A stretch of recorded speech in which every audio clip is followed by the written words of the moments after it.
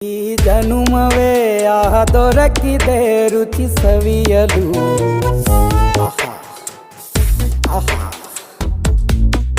ಈ ಜಗವಿದೆ ನವರಸಗಳ ಉಣಬಡಿಸಲು.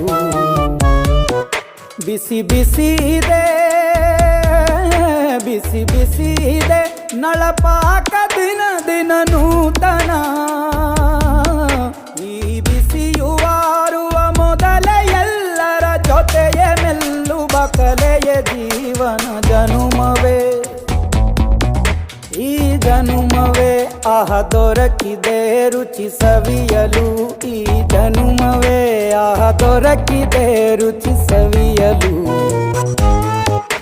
ಈ ಜಗವಿದೆ ನವರಸಗಳ ಉಣಬಡಿಸಲು.